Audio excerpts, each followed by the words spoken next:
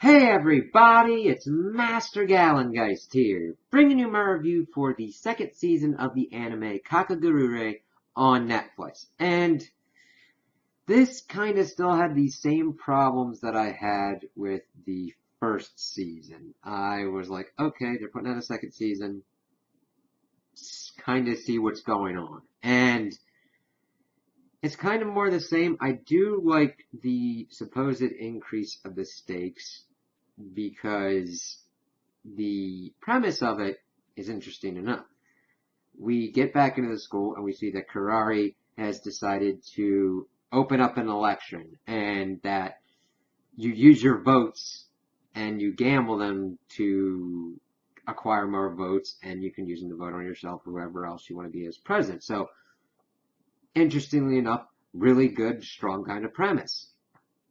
It's even better in the fact that evidently she's also the head of the Momobami clan, and whoever wins the president's title will also become the head of the Momobami clan. And this gets an influx of all these different kind of characters trying to vie for this clan seat. And that sounds really cool and interesting. However, we get into it and it's just nothing much is really added character depth wise with most of the characters. Usually you only see their character development going on in the gamble itself, a little bit on the outside with like Mary and Ryota as they're like having to deal with Yumiko essentially being a gambling force of nature.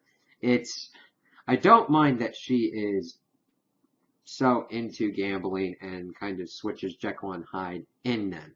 It's just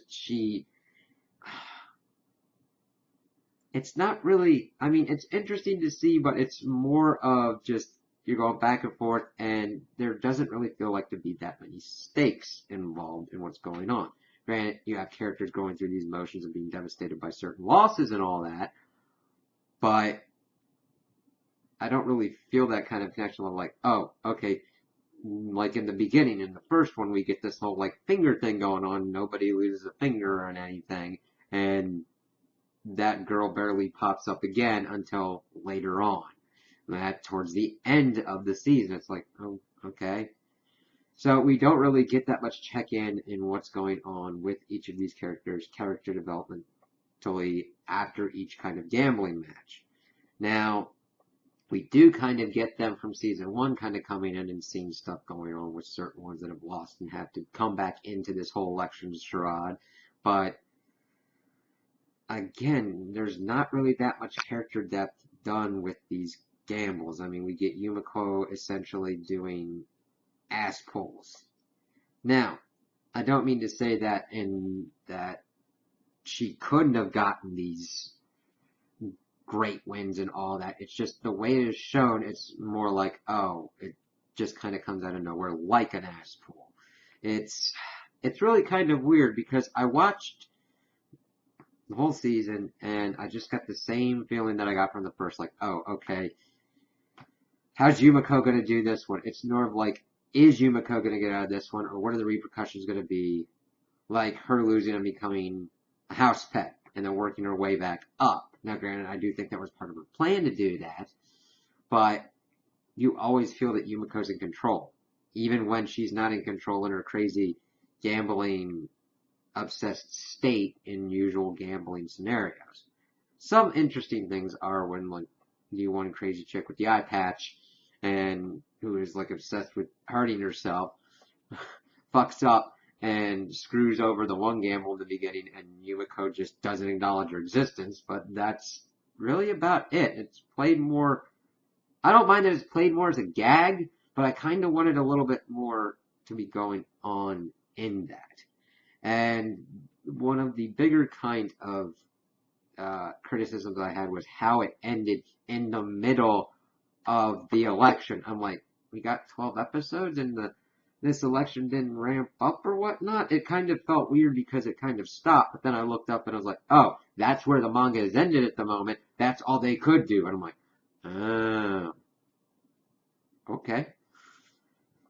So I don't really fault it for the ending that we got. It was the best that they could do. So I'm like, after I saw it, I'm like, what the hell? We're in the middle of this. I'm like, oh, they're still doing it. I'm good with that.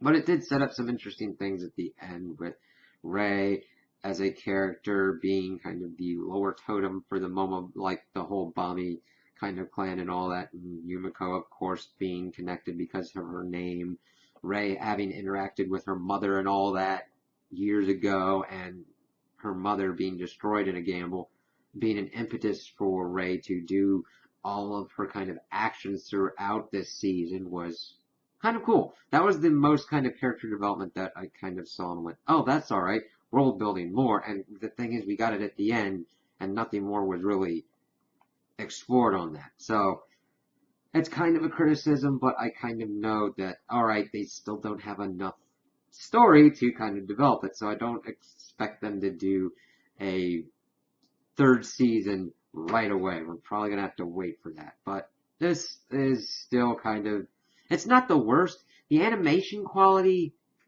was not bad, but it was different. Facial expressions were kind of done differently, and I kind of softer in certain respects.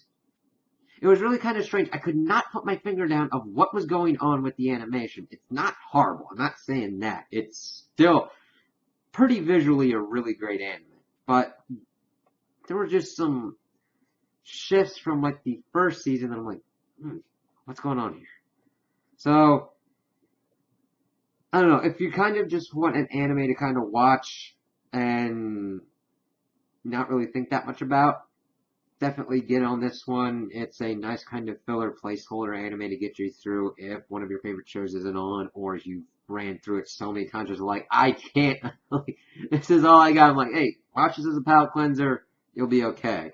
And I just wish that they do more character development. Maybe if they continue going and getting more seasons, more of that kind of character development will get into effect. They don't have a problem with the insanity of the gambles. I just think that they need to input better consequences and repercussions in what's going on with the gambles, and kind of work that way to help develop better character development.